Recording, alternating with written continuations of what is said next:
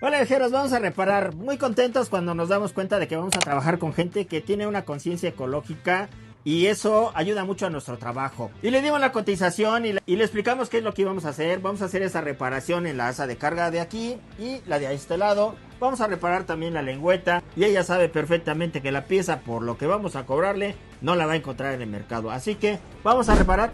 Y la pieza quedó lista, cambiamos el vinil que estaba dañado por este azul marino que se quedó muy bonito, la verdad me gustó cómo se ve. Y en algunas partes donde estaba completamente dañado resaltó un poquito más.